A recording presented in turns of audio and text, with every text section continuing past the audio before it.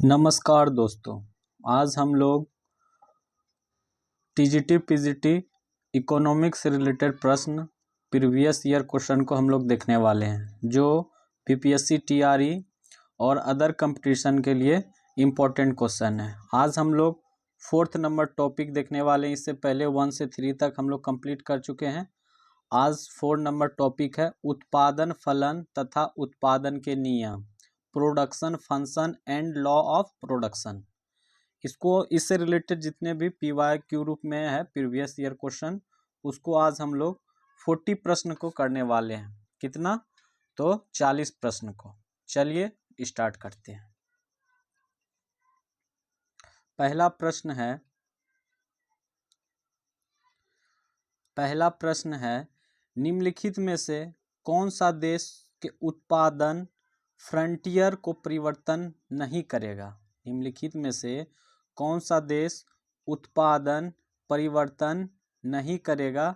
तो option number हो जाएगा सी, व्यापार की शर्तें में परिवर्तन नहीं करता है। तो परिवर्तन कौन कौन करता है?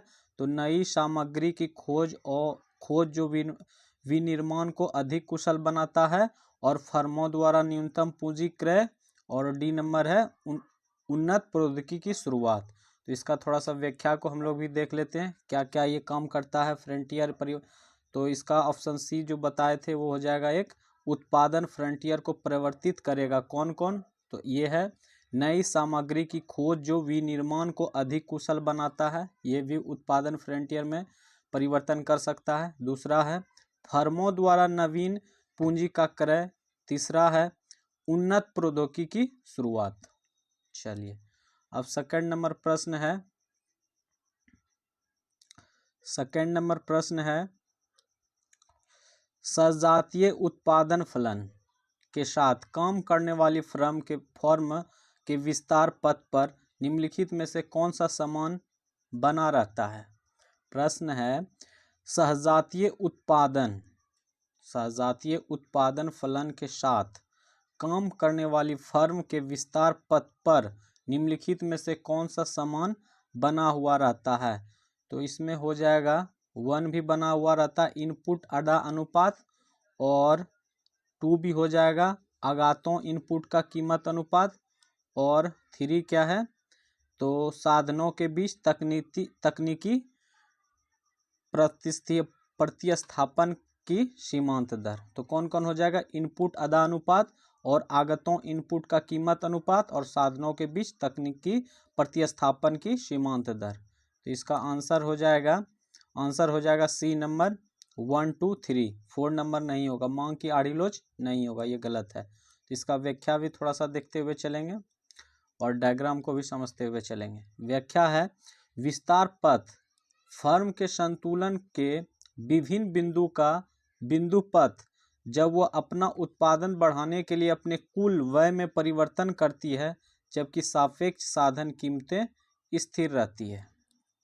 जैसे सजातीय उत्पादन फलन के साथ काम करने वाली फर्म के विस्तार पथ पर इनपुट अनुपात, आगतों की कीमत अनुपात तथा साधनों के बीच तकनीकी प्रतिस्थापन की दर समान बनी रहती है। ये है डायग्राम इसका।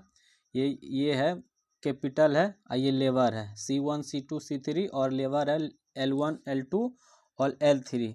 इस पे PQR कट रहा है कितना? 100 200 और 300। चलिए 3 नंबर प्रश्न है कॉब डगलस उत्पादन फलन के अनुसार पैमाने का प्रतिफल होते हैं क्या? कॉब डगलस उत्पादन फलन के अनुसार पैमाने के प्रतिफल होते हैं, क्या होता है? तो ऑप्शन नंबर सी हो जाएगा, स्थिर होता है। कॉब डगलस उत्पादन फलन के पैमाने का प्रतिफल स्थिर होता है। चलिए इसका व्याख्या भी देखते हुए चलेंगे। व्याख्या में है कॉब डगलस उत्पादन फलन के अनुसार पैमाने के प्रतिफल स्थिर होते हैं। कॉब डगलस उत्पादन फलन प्रथम घात वाला समरूप फलन। इस उत्पादन फलन के आधार पर यह निष्कर्ष निकलता है कि राष्ट्रीय आय में श्रम तथा पूंजी साधनों के सापेक्षिक अंश सदैव स्थिर रहते हैं। चलिए 4 नंबर प्रश्न है निम्नलिखित में से क्या क्या कॉप डगलस उत्पादन फलन के गुण नहीं है, मतलब नहीं है पूछ रहे हैं। आखिर मतलब कौन कौन है उसको भी हम लोग व्याख्या के तौर पे भी पढ़ेंगे। इसमें क्या लिखा हुआ है, नहीं है, तो नहीं में कौन कौन है इसको हम लोग थोड़ा देख लेते हैं। 4 ऑप्शन दिया गया हुआ है, ए बी सी डी, ठीक है। इसमें इसका ऑप्शन हो जाएगा सी नंबर, बी और डी जो है नहीं है, बी और डी नहीं है, ये गलत है। तो ए और सी सही होगा, तो पहले सही को देख लेते हैं, ठीक है। कॉप डगलस उत्पादन फलक एक सजातीय उत्पादन फलन है, ये सही है। और ये बी तो गलत है, ठीक है, बी को पढ़ने नहीं है, सी को पढ़ लेते हैं। कॉप डगलस उत्पादन फलन में श्रम और पूंजी की सीमांत उत्पादकता पूंजी श्रम अनुपात का फलन है। व्याख्या में इसको और डिटेल से हम लोग देखते हैं, ठीक है। चलिए, कॉप डगलस उत्पादन फलन का पाल डगलस और सी कॉप द्वारा अमेरिकी निर्माणकारी उद्योग के अनुभविक अध्ययन पर आधारित है। यह रेखीय प्रथम कोटि का उत्पादन फलन है जो निर्माणकारी उद्योग के समस्त उत्पादन के लिए केवल 2 आगतों श्रम और पूंजी को लेता है। कॉप डगलस उत्पादन फलन को इस प्रकार व्यक्त किया जाता है, Q बराबर A के अल्फा L पे पावर बीटा, जहां उत्पादन Q है और K है तथा L क्रमशः पूंजी और श्रम के आगतों के A अल्फा बीटा धनात्मक प्रचलन, जहां A greater than 0 B greater than 0 alpha और बीटा है। कॉप डगलस उत्पादन फलन का निम्नलिखित गुण है, इंपॉर्टेंट है ये गुण, इसको याद रखना है। इसमें पूछ देता है कि इसमें कौन सा गुण नहीं है, तो पहला गुण क्या है, कॉप डगलस उत्पादन फलन एक सजातीय उत्पादन है, ये सही है, ऑप्शन में भी था। कॉप डगलस उत्पादन फलन में श्रम और पूंजी का सीमांत उत्पादकता पूंजी श्रम अनुपात का फलन है, ये भी सही है। और थर्ड है, कॉप डगलस उत्पादन फलन की साधन स्थापन की लोच 1 के बराबर है। और लास्ट है चौथा नंबर, कॉप डगलस उत्पादन फलन अल्फा बटा बीटा अनुपात साधन गहनता को मापता है। ये चारों पॉइंट को याद रखना है। चलिए 5 नंबर प्रश्न है, यदि कोई उत्पादन फलन हेराल्ड व हिक्स निरपेक्ष तकनीकी प्रगति दोनों स्वीकार करता है तो स्थानापत्ति लोच निम्नलिखित में से होनी चाहिए। क्या होनी चाहिए, तो एक समान होना चाहिए, इक्वल टू 1, मतलब एक समान होना चाहिए। चलिए इसका थोड़ा सा व्याख्या पढ़ लेते हैं। व्याख्या क्या है, यदि कोई उत्पादन फलन हेराल्ड व हिक्स निरपेक्ष तकनीकी प्रगति दोनों स्वीकार करते हैं, मतलब कि निरपेक्ष तकनीकी जो होता है ना, टेक्नोलॉजी प्रगति, हेराल्ड और हिक्स दोनों क्या करते हैं, स्वीकार करते हैं, तो स्थापित लोच 1 के समान होनी चाहिए। क्या होनी चाहिए, 1 के समान होनी चाहिए। चलिए 6 नंबर प्रश्न है, अल्पावधि उत्पादन फलन में निम्नलिखित में से क्या सही है। अल्फा अवधि उत्पादन फलन में निम्नलिखित में से क्या सही है, तो ऑप्शन नंबर इसका हो जाएगा ए नंबर। क्या सही है, तो ऑप्शन नंबर ए हो जाएगा कि प्रदत्त उत्पादन फलन संबंध के लिए प्रौद्योगिकी स्थिर होने की संभावना या कल्पना की जाती है। मतलब क्या कहते हैं, टेक्नोलॉजी को क्या करते हैं, इसमें स्थिर रखते हैं। क्या रखते हैं, तो कांस्टेंट रखते हैं। टेक्नोलॉजी को हम लोग क्या करते हैं, इसमें प्रदत्त उत्पादन फलन संबंधित में टेक्नोलॉजी को स्थिर रखने की कल्पना की जाती है। चलिए इसका और व्याख्या पढ़ते हैं और अच्छे समझते हैं। अल्प अवधि उत्पादन फलन अल्प अवधि उत्पादन फलन के संबंध के लिए प्रौद्योगिकी स्थिर होने की कल्पना की जाती है। अर्थशास्त्र में समय से आशी उस अवधि से है जो मांग में परिवर्तन के अनुसार पूर्ति को समायोजित करने के में उत्पादन को लगाता है। समय या अवधि 3 प्रकार के हो सकते हैं, अति अल्पकाल जिसमें पूर्ति में कोई परिवर्तन नहीं हो सके अर्थात सभी साधन स्थिर स्वभाव के हो, अल्पकाल जिसमें उत्पादन में कुछ परिवर्तन लाया जा सके। ऐसी स्थिति में कुछ साधन ऐसे होंगे जिसमें बिल्कुल परिवर्तन नहीं लाया जा सके, उन्हें स्थिर साधन कहते हैं। तथा कुछ ऐसे होंगे जिसमें परिवर्तन लाया जा सकता है, इन्हें परिवर्तनीय साधन कहते हैं। जिसमें क्या कहते हैं, परिवर्तन ला सकते हैं, उसको क्या कहते हैं, परिवर्तनीय साधन कहते हैं।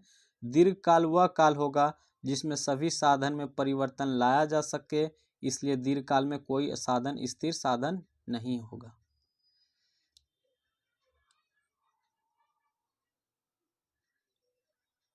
चलिए 7 नंबर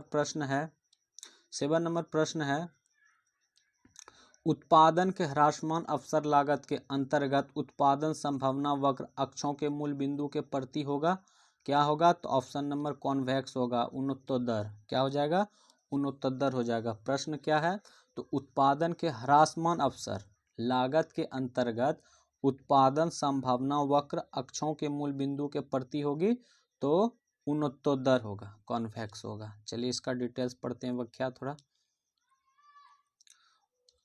उत्पादन की ह्रासमान अवसर लागत के अंतर्गत उत्पादन संभावना वक्र अक्षों के मूल बिंदु के प्रति उन्नतोत्तर होता है। उत्पादन संभावना वक्र अंतर्राष्ट्रीय व्यापार संतुलन में पूर्ति पक्ष को व्यक्त करता है। यह बताता है कि कोई देश उपलब्ध प्रौद्योगिकी से अपने उत्पादन के साधनों का अधिकतम कुशलता से प्रयोग करके दो वस्तुएं के कौन कौन विधि वैकल्पिक संयोग का उत्पादन कर सकता है। यह अवसर लागतों के सिद्धांत पर आधारित है। घटती अवसर लागत दशा में उत्पादन संभावना वक्र चित्र में है। देखिए ये क्या है? तो उन्नतोत्तर है, इसका ऐसे डायग्राम बनता है।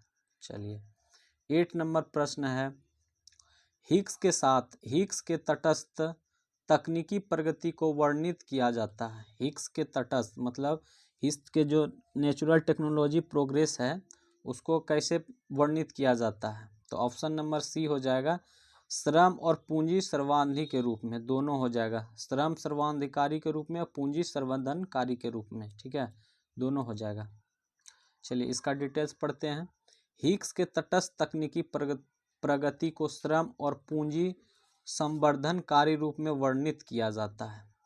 हिग्स के अनुसार एक तकनीकी परिवर्तन तटस्थ तब रहता है जब एक स्थिर पूंजी श्रम अनुपात पर श्रम के साथ पूंजी के सीमांत उत्पादन का अनुपात अपरिवर्तित रहता है। हिग्स के तटस्थ तकनीकी परिवर्तन चित्र में दो भिन्न उत्पादन फलों की तुलना करते हुए दिखाया गया है। अनुलंब अक्ष प्रति व्यक्ति उत्पादन को प्रकट करता है जो Q है, Q/L, जहां Q उत्पादन को दर्शाता है तथा L श्रम आगत को। क्षैतिज अक्ष पर पूंजी श्रम अनुपात K/L, जहां K तथा L भौतिक इकाइयों पूंजी श्रम आगत को प्रकट करते हैं। पूंजी श्रम अनुपात और यहाँ है प्रति व्यक्ति अनुपात। ये डायग्राम देख लीजिए।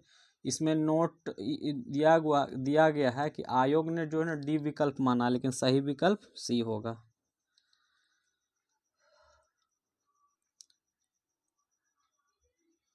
चलिए 9 नंबर प्रश्न है पैमाने के अमितव्ययिताएं संबंधित है। पैमाने के अमितव्ययिताएं संबंधित है, किससे संबंधित है? ऑप्शन नंबर डी हो जाएगा, उपरोक्त में से सभी।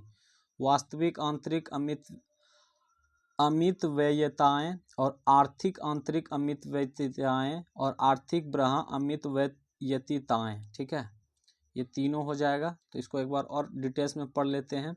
पैमाने के अमितव्ययिता या हानि उस समय पाई जाती है जब अधिक उत्पादन से प्रति इकाई लागत बढ़ती है। पैमाने की किफायत अनिश्चित रूप से निरंतर उपलब्ध होती नहीं रह सकती। किसी फर्म अथवा उद्योग के जीवन में ऐसा समय आता है जब आगे विस्तार से किफायतों की बजाय अमितव्ययिताएं उत्पन्न होने लगती है। पैमाने के अमितव्ययिताएं निम्न से संबंधित है। कौन कौन? तो वास्तविक आंतरिक अमितव्ययिताएं और आर्थिक आंतरिक अमितव्ययिताएं और आर्थिक बाह्य अमितव्ययिताएं, तीनों हो जाएगा। ठीक है, चलिए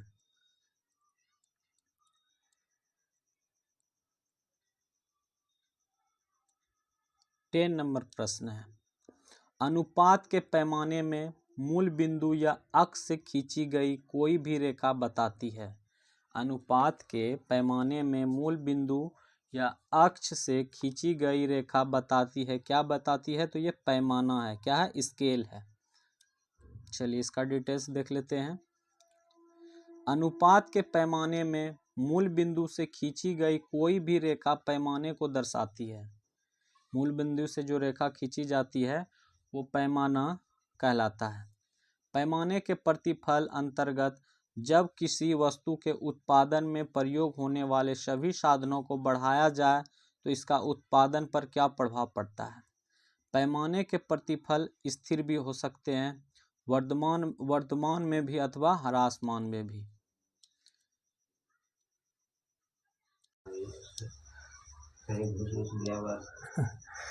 11 नंबर प्रश्न,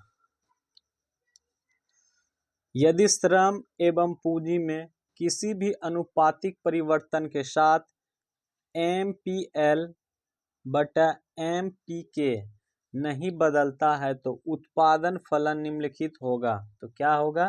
तो ऑप्शन नंबर सी हो जाएगा, एक रूप या समरूप। चलिए इसको थोड़ा डिटेल्स में पढ़ते हैं।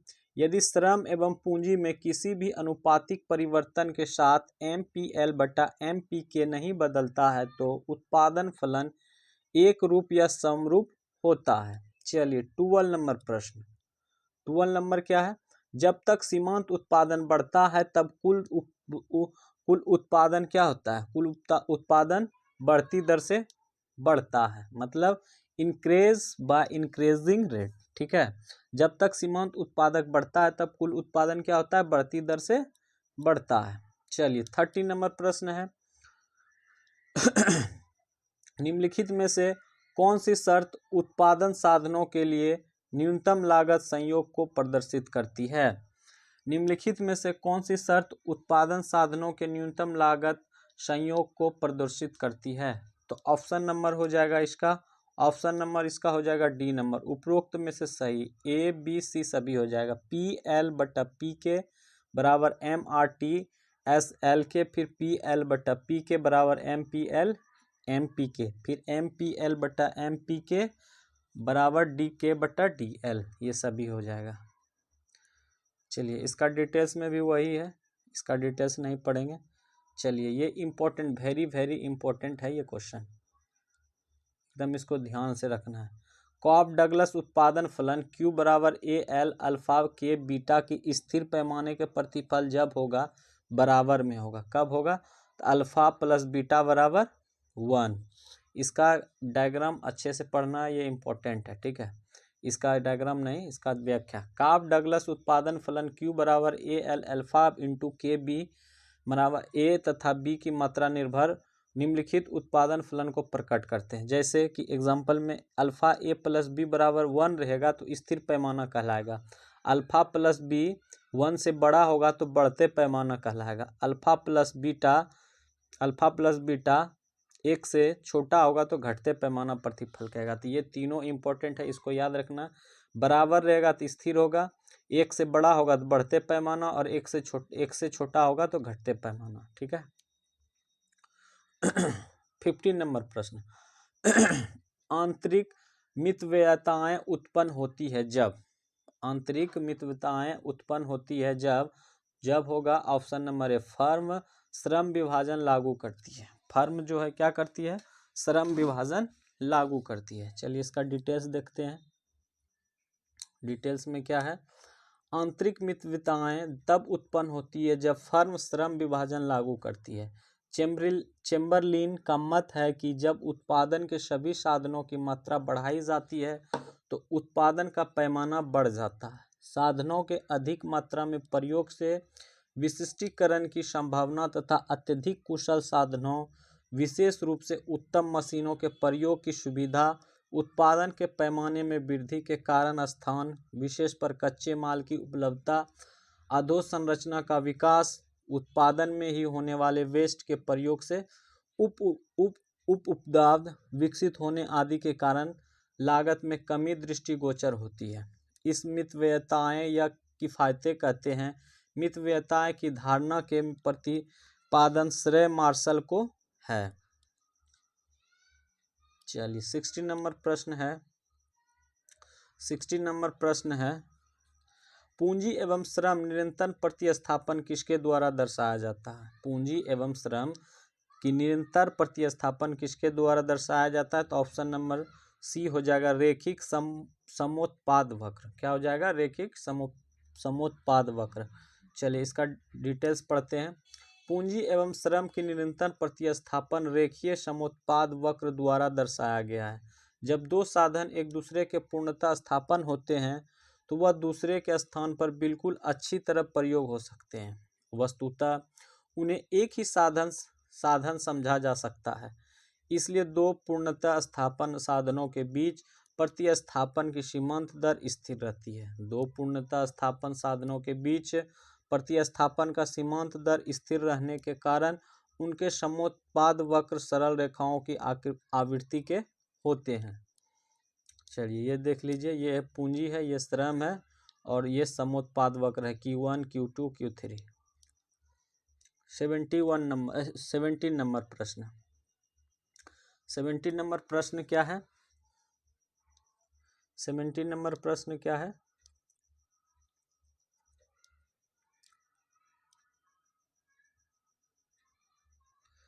विच of the following is not true for the Cobb Douglas. अच्छा यहाँ है हिंदी। निम्नलिखित में से कौन कॉब डगलस उत्पादन फलन के लिए सत्य नहीं है? निम्नलिखित में से कौन कॉब डगलस उत्पादन फलन के सत्य नहीं है? तो ऑप्शन नंबर डी सत्य नहीं है। प्रतिस्थापन की लोच इकाई से अधिक, ये गलत है। तो सही कौन है? तो x बराबर b0 l b1 इंटू के पे पावर b2 सही है। और पैमाने की स्थिर प्रतिफल, ये भी सही है। यूरल परिमेय संतुष्ट होती है, ये भी सही है। चलिए इसका डिटेल्स पढ़ लेते हैं।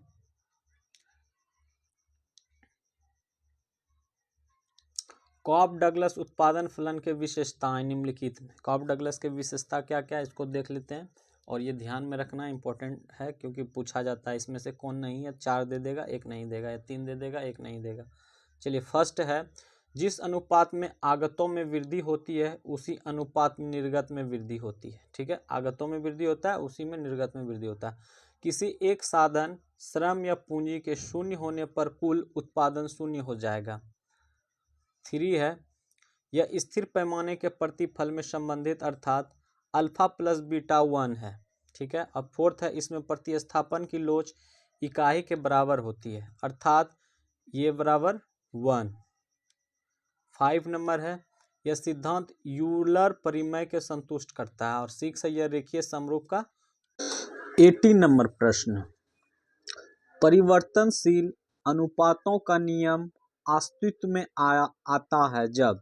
प्रश्न है, परिवर्तनशील अनुपातों का नियम अस्तित्व में आता है जब।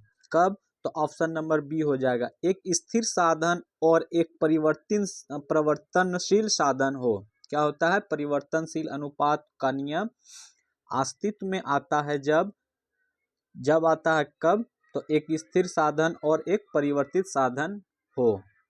चलिए इसका कुछ हम लोग व्याख्या भी पढ़ते हुए चलेंगे। व्याख्या है, परिवर्तनीय अनुपात का नियम अल्पकाल से संबंधित होता है।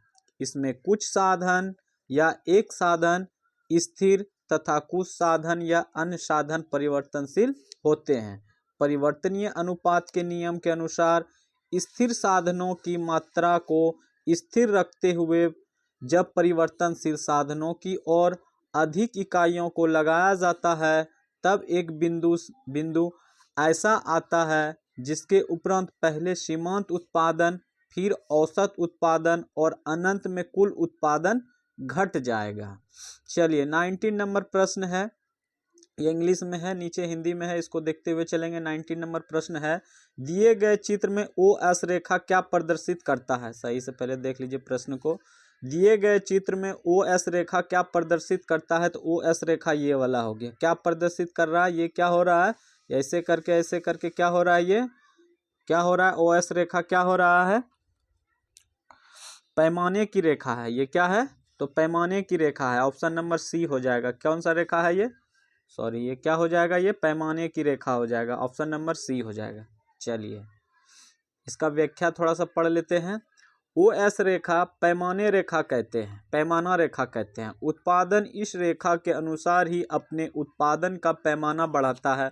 यदि साधनों की कीमतें स्थिर रहे तो उत्पादक उत्पादन बढ़ाने पर पैमाना रेखा पर स्थित साधनों के संयोग को ही चुनेगा।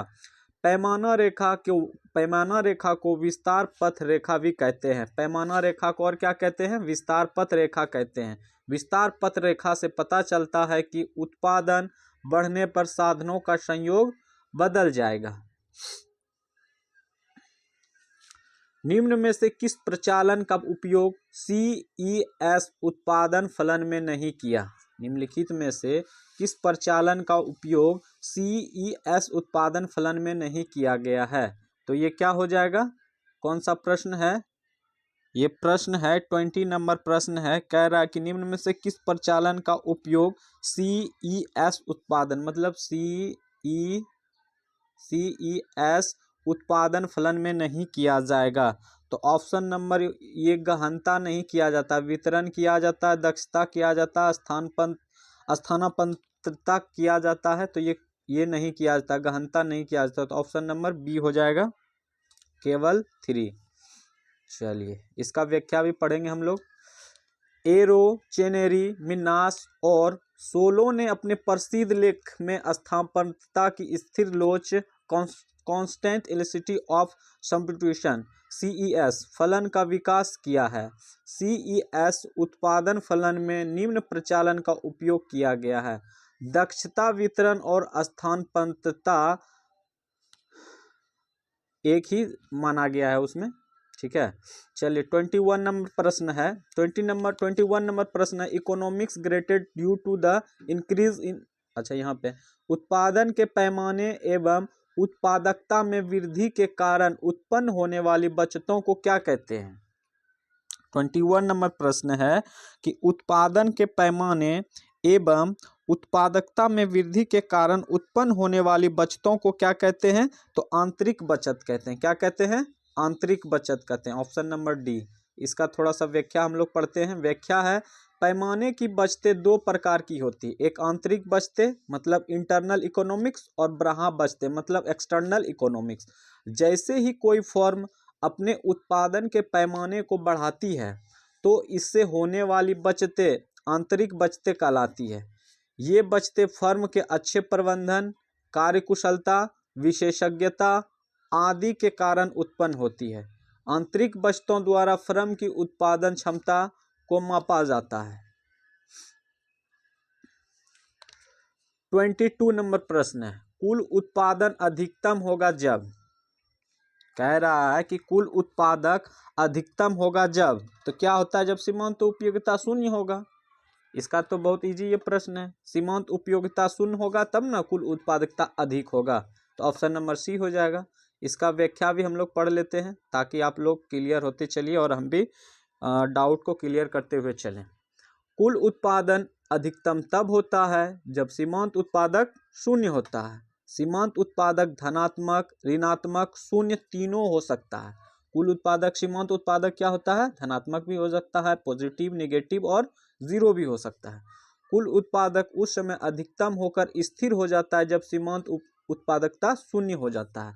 जब सीमांत उपयोगिता ऋणात्मक हो जाता है तो उसके बाद कुछ उत्पाद भी घटने की प्रवृत्ति प्रारंभ हो जाती है। साधन की मात्रा में अतिरिक्त इकाई की वृद्धि के परिणाम स्वरूप कुल उत्पाद में जो परिवर्तन होता है उसे उस साधन की इकाई का सीमांत उत्पादक कहते हैं। चलिए इसका डायग्राम थोड़ा सा देख लेते हैं। ये y हो गया, ये x हो गया, ठीक है। और ये ऐसे देखिए यहाँ से क्या हो रहा है? परिवर्तनशील साधन है, परिवर्तन हो रहा है। चलिए 23 नंबर प्रश्न है, द लॉ ऑफ, अच्छा यहाँ पे परिवर्तनशील अनुपातों का नियम अस्तित्व में आता है जब, परिवर्तनशील अनुपात का नियम अस्तित्व में आता है जब, कब आता है? तो एक स्थिर साधन एक परिवर्तनशील साधन हो। ऑप्शन नंबर बी हो जाएगा। क्या होता है? परिवर्तनशील अनुपातों का नियम अस्तित्व में आता है जब आता है कब? तो एक स्थिर साधन और एक परिवर्तनशील साधन हो। चलिए इसका व्याख्या भी पढ़ते हुए चलेंगे। परिवर्तनशील अनुपातों का नियम अस्तित्व में तब आता है जब एक स्थिर साधन और एक परिवर्तनशील साधन हो। अपरिवर्तनशील साधनों की मात्रा को स्थिर रखते हुए जब परिवर्तनशील साधनों की और अधिक इकाइयों का प्रयोग किया जाता है तो ऐसा बिंदु आता है जिसके बाद पहले सीमांत उत्पादन, फिर औसत उत्पादन और अंत में कुल उत्पादन घट जाएगा। परिवर्तनशील अनुपात का नियम या असमानता अनुपातिक प्रतिफल का नियम घटते प्रतिफल का नियम भी कहा जाता है। कौन कौन सा नियम कहा जाता है? तो असमान अनुपातिक प्रतिफल का नियम, घटते प्रतिफल का भी नियम कहा जाता है। चलिए 24 नंबर प्रश्न। 24 नंबर प्रश्न क्या है? उत्पादन संभावना वक्र आधारित है। उत्पादन संभावना वक्र आधारित है। क्या चीज पे आधारित है? ये हो जाएगा मार्शल एजवर्थ इनपुट बॉक्स में कॉन्ट्रैक्ट वर्क के द्वारा। चलिए इसका व्याख्या हम लोग देखते हैं। व्याख्या में कह रहा है कि उत्पादन संभावना वक्र मार्शल एजवर्थ इनपुट बॉक्स में कंटेंट वर्क पर आधारित है। उत्पादन संभावना वक्र यह बताता है कि कोई देश उपलब्ध प्रौद्योगिकी से अपने उत्पादन के साधनों का अधिकतम कुशलता से प्रयोग करके दो वस्तुओं के कौन कौन से विविध वैकल्पिक संयोग उत्पादन कर सकता है। ये डायग्राम है, ठीक है। तीनों डायग्राम को हम लोग देख लेते हैं। पहले डायग्राम ये कह रहा है कि स्थिर अवसर लागत की दशा में उत्पन्न संभावना वक्र। जब स्थिर अवसर लागत होता है तो उत्पादन संभावना वक्र होता है, ठीक है। स्थिर अवसर लागत की दशा में उत्पादन संभावना वक्र। ये संभावना मतलब स्थिर हो गया। ये सीधे जो लाइन है ये स्थिर का संबंध, ठीक है। और ये वाला जो डायग्राम है ये बढ़ती हुई मतलब उत्तर है, ठीक है। बढ़ती अवसर लागत की दशा में उत्पादन संभावना, ये स्थिर हो गया, ये बढ़ती हो गया, ये घटती हुई हो गया, ये उत्तर हो गया, ठीक है। नातोत्तर हो गया, नातोत्तर मतलब ये घटती हुई अवसर लागत। ये क्या हो गया? घटती हुई अवसर लागत की दशा संभावना।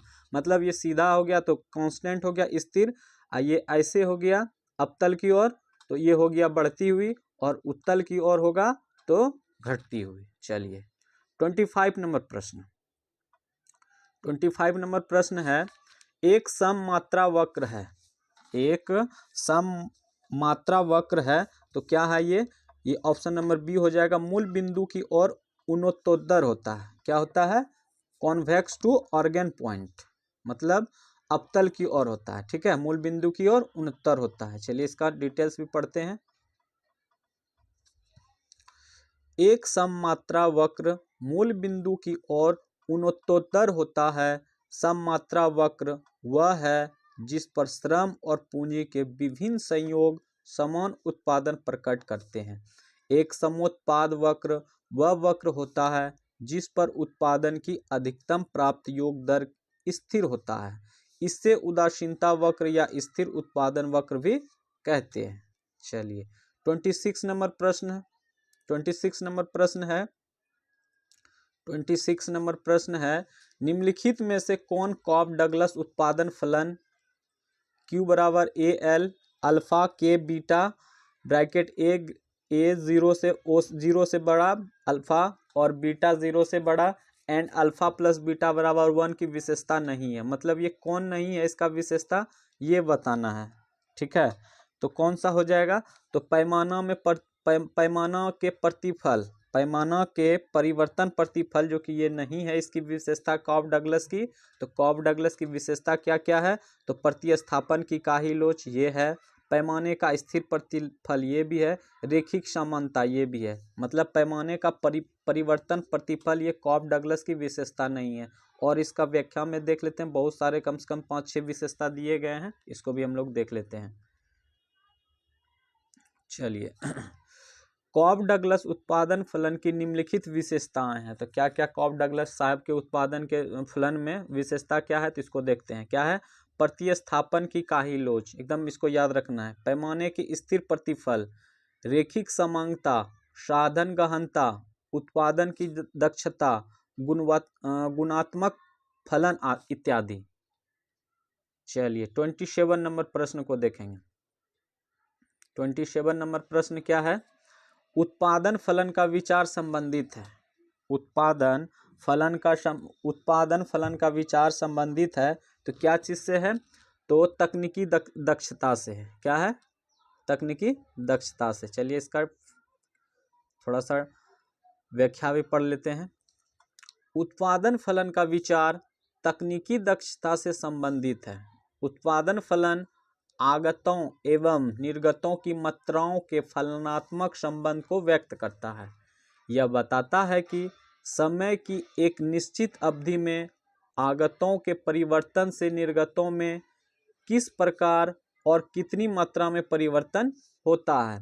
समीकरण के रूप में इस प्रकार व्यक्त किया जा सकता है। समीकरण क्या है, तो समीकरण है Q बराबर FLMNCT, जहाँ Q प्रति समय अवधि के एक वस्तु उत्पाद है, L श्रम है, M मैनेजमेंट या संगठन है और N प्राकृतिक संसाधन या भूमि है, C पूंजी, T हुई प्रौद्योगिकी और F फलनात्मक संबंध के लिए दर्शाता है।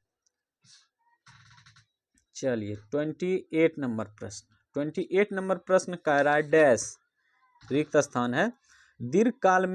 दीर्घकाल में आगत और निर्गत मतलब आयात और निर्यात के बीच भौतिक संबंध की व्याख्या करता है। कौन करता है, आयात और निर्गत के बीच भौतिक संबंध की व्याख्या कौन करता है, तो हो जाएगा ये पैमाने के प्रतिफल का नियम। कौन हो जाएगा, पैमाने के प्रतिफल का नियम। ऑप्शन नंबर सी हो जाएगा। चलिए इसका व्याख्या भी देख लेते हैं थोड़ा सा। पैमाने के प्रतिफल का नियम दीर्घकाल में आगत और निर्गत के बीच भौतिक संबंध की व्याख्या करता है। क्या संबंध करता है, तो पैमाने के प्रतिफल के नियम। पैमाने के प्रतिफल का नियम दीर्घकाल में आगत और निर्गत के बीच के संबंध की व्याख्या करता है। कौन, तो पैमाने के प्रतिफल का नियम। उदाहरण के लिए एक एग्जाम्पल देख लेते हैं इसका। मतलब एक और एग्जाम्पल के तौर पे इसको समझते हैं कि एक उत्साही अपने पैसे को जो 100 रुपया है, ठीक है, उसे 6 वर्ष तक निवेश करने के बाद 6 महीना के लिए 6 साल के लिए कहीं पे वो निवेश कर दिया, वो 100 रुपया से 500 रुपया प्राप्त करता है, तो उसका प्रतिफल कितना हो जाएगा, 400 हो जाएगा। 100 रुपया था, 100 रुपया वो निवेश किया, उसमें 500 रुपया उसको बन के आया, तो टोटल फायदा कितना हुआ, 400 रुपया हुआ। ठीक है, तो ये क्या हो गया, उसका प्रतिफल कितना निकल गया, 400 रुपया। चलिए अब है 29 नंबर प्रश्न। 29 नंबर प्रश्न है परिवर्ती अनुपातों के नियमानुसार उत्पादन का सर्वोत्तम चरण है। उत्पादन का सर्वोत्तम चरण कौन सा होता है, तो द्वितीय चरण कहते हैं। क्या कहते हैं, द्वितीय चरण को सर्वोत्तम चरण माना जाता है। चलिए इसका व्याख्या भी पढ़ते हैं हम लोग। परिवर्ती अनुपातों के नियमानुसार उत्पादन के सर्वोत्तम चरण द्वितीय चरण है। कौन सा चरण है, तो द्वितीय चरण है। रॉबिन्स के अनुसार जब उत्पादन में किसी साधन की मात्रा को बढ़ाया जाता है, मतलब प्रोडक्शन के लिए जो साधन हम लोग बढ़ाते हैं, जैसे कि पहले ट्रैक्टर, ये पहले क्या था, हल और बैल से खेती होता था, अब क्या हो गया, उत्पादन में हम लोग क्या किए, ट्रैक्टर का यूज करने लगे। तो रॉबिन्स के अनुसार है जो कि हम उत्पादन में किसी साधन की मात्रा को बढ़ाते हैं तो प्रायः उत्पादन के साधनों के संगठन में सुधार आ जाता है और उत्पत्ति के साधनों की कार्यकुशलता बढ़ जाती है। ऐसी स्थिति में उत्पादन को बढ़ाने के लिए साधनों की भौतिक मात्रा में आनुपातिक वृद्धि की आवश्यकता नहीं होती है। चलिए 30 नंबर प्रश्न है। 30 नंबर प्रश्न है एक फर्म के भौतिक आगतों और भौतिक निर्गतों के बीच संबंध डैश फलन है। क्या फलन है, प्रश्न फिर एक बार हम लोग देखते हैं। प्रश्न क्या है कि एक फर्म के भौतिक आगतों और भौतिक निर्गतों, आगतों मतलब इसको सिंपल भाषा में समझेंगे, कोई चीज का आयात कर रहे हैं, ठीक है, और निर्गतों मतलब कोई भी चीज को हम लोग निर्यात कर रहे हैं, मतलब एक जगह से दूसरे जगह भेज रहे हैं, और आयात मतलब क्या हो गया कि हम दूसरे देश से या दूसरे जगह से हम अपने देश में ला रहे हैं। ठीक है, तो बीच के संबंध फलन को क्या कहेंगे, इसको कहेंगे प्रोडक्शन। क्या कहेंगे, प्रोडक्शन, उत्पादन कहेंगे। ठीक है, चलिए इसका व्याख्या पढ़ते हैं। एक फर्म के भौतिक आगतों और भौतिक निर्गतों के बीच का संबंध उत्पादन फलन है। क्या है, तो उत्पादन फलन है। उत्पादन फलन उत्पादन की मात्रा एवं उत्पादनों के साधनों के मध्य एक मात्रात्मक संबंध होता है। उत्पादन फलन दो प्रकार के होते हैं। पहला है दीर्घकालीन उत्पादन तथा दूसरा है अल्पकालीन। दीर्घकालीन मतलब हो गया लंबा समय तक और अल्पकालीन हो गया कम समय तक। ठीक है, ये दीर्घकालीन और अल्पकालीन ये सब का भी समय पीरियड हम बता देंगे कब से कितना तक होता है। चलिए, और एक है ये प्रश्न है 31 नंबर। कॉब डगलस उत्पादन फलन Q बराबर ए एल अल्फा के -1 1 अल्फा हेतु प्रतिस्थापन की लोचशील होती है, क्या हो जाएगी? तो इसका 1 हो जाएगा। ठीक है, ऑप्शन नंबर सी हो जाएगा, 1 हो जाएगा। इसका व्याख्या भी थोड़ा देख लेते हैं। ठीक है, चलिए, कॉब डगलस उत्पादन फलन में प्रतिस्थापन की लोच ES का मान 1 के बराबर होता है। इसका फार्मूला है, प्रतिस्थापन फलन का फार्मूला होता है कॉब डगलस उत्पादन फलन में, तो ES बराबर होता है पूंजी श्रम अनुपात में अनुपातिक परिवर्तन बटा पूंजी श्रम के प्रतिस्थापन की सीमांत दर में अनुपातिक परिवर्तन। या तो इसको ऐसे भी लिख सकते हैं L/K और L/R बटा MRTSLK और ऑब्लिक में ये लिख सकते हैं MRTS, ये भी है। ठीक है, चलिए 32 नंबर प्रश्न है। 32 नंबर प्रश्न है कि माना कि किसी वस्तु का उत्पादन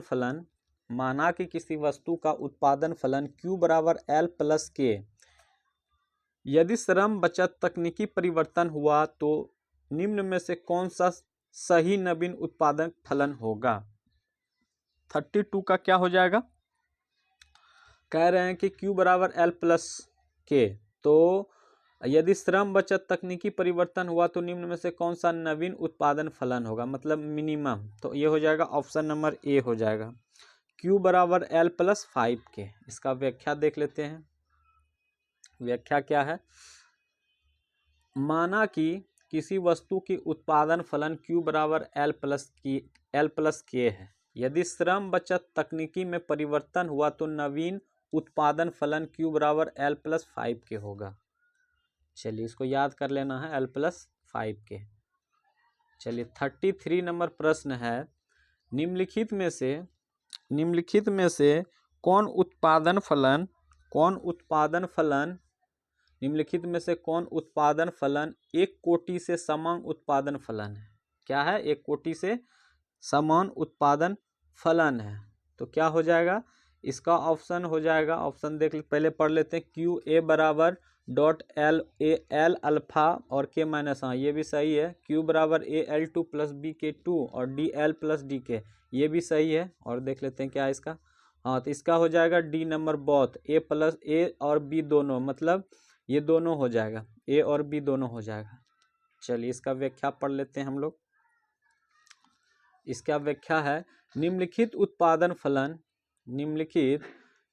उत्पादन फलन एक कोटि का समंग उत्पादन फलन है। निम्नलिखित उत्पादन फलन एक कोटि का समंग उत्पादन फलन है।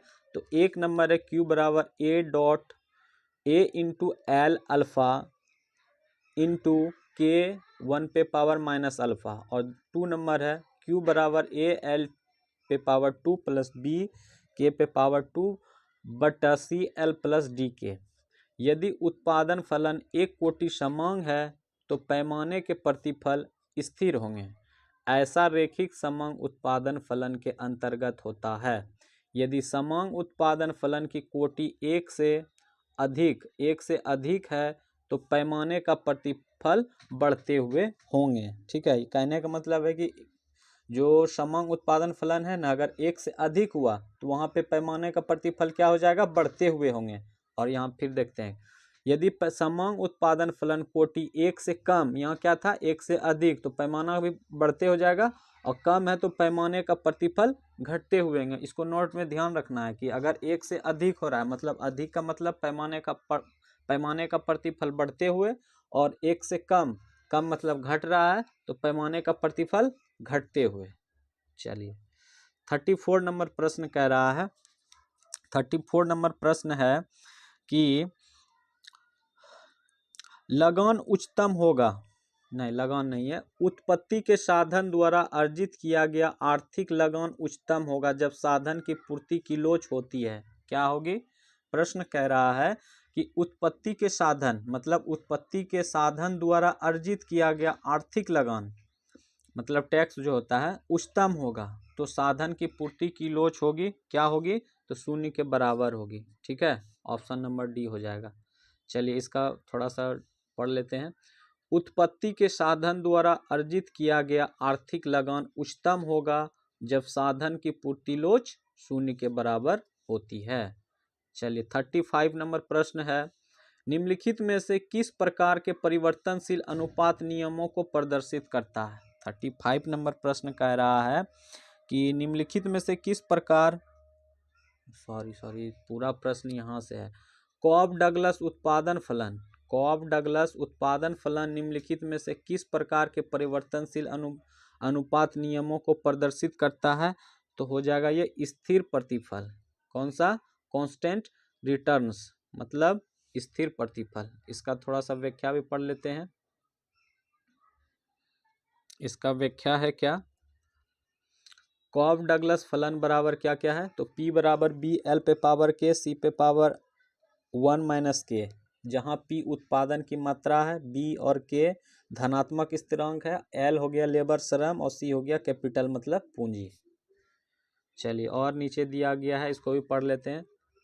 कॉब डगलस उत्पादन फलन एक रेखीय समरूप उत्पादन फलन है। क्या है? एक रेखीय समरूप उत्पादन फलन है और यह पैमाने के स्थिर प्रतिफल का संकेतक है।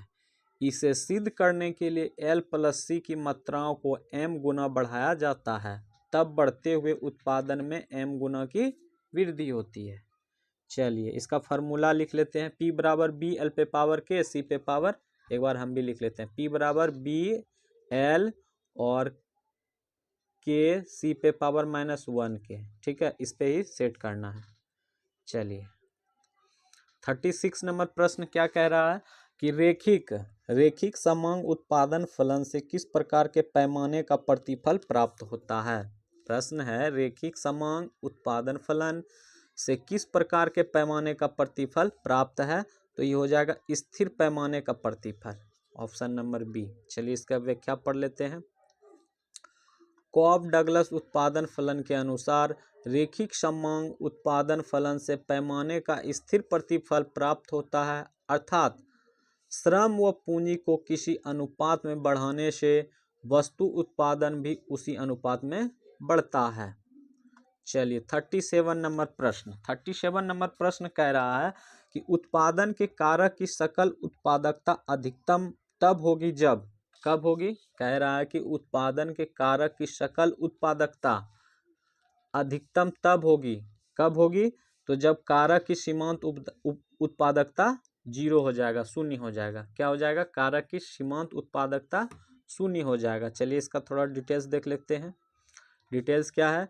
उत्पादन के कारक की सकल उत्पादकता अधिकतम तब होगी जब कारक की सीमांत उत्पादकता शून्य हो, जैसा कि निम्न रेखांचित्र में स्पष्ट किया गया है कि जहां टीपी अधिकतम उसी स्थिति पे एमपी शून्य है। देखिए टीपी कहाँ है, पहले हम लोग देखते हैं। ये टीपी क्या है? अधिकतम क्षेत्र पे है और उसी पे एमपी कहाँ है? एमपी देख लीजिए, एमपी कहाँ पे? यहाँ पे है। एमपी यहाँ पे है तो क्या है? निम्न पे है। ठीक है, चलिए अब पढ़ते हैं 38 नंबर प्रश्न। 38 नंबर प्रश्न है कॉब डगलस उत्पादन फलन Q बराबर 1.8 L पे पावर 0.4 और K पे पावर 0.6 में पैमाने का प्रतिफल होंगे। क्या होगा? तो इसका हो जाएगा 1 हो जाएगा, पैमाना का प्रतिफल हो जाएगा 1। ठीक है, इसमें लगभग 1 ही होता है। यहाँ पे देख लेते हैं। Q बराबर 1.8 L पे पावर 0.4 और K पे पावर 0.6, तो अल्फा प्लस बीटा बराबर इतना है, पैमाने का प्रतिफल बराबर स्थिर पैमाने का प्रतिफल, तो पैमाने का प्रतिफल हो जाएगा 1। चलिए 39 नंबर प्रश्न है 39 नंबर प्रश्न है तकनीकी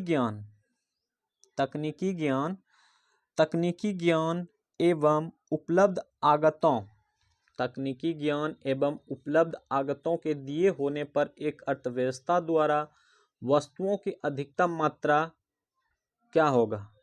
वस्तुओं का अधिकतम मात्रा क्या होगा? उत्पादन संभावना क्षेत्र होगा। ऑप्शन नंबर सी हो जाएगा। क्या हो जाएगा? उत्पादन संभावना क्षेत्र। चलिए इसका व्याख्या पढ़ते हैं।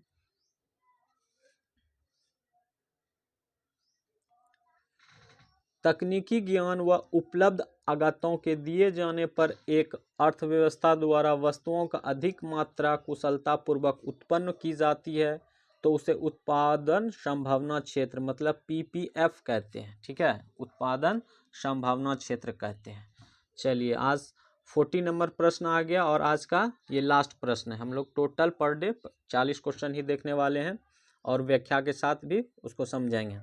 लेन देन आधारक को किस तालिका से निकाला जाता है? मतलब लेन देन आधारक को किस तालिका से निकाला जाता है? मतलब देखिए लेन देन, आंसर इसी में छुपा हुआ है। अदा प्रदा, मतलब लेन देन अदा प्रदा तालिका हो जाएगा। Option number B.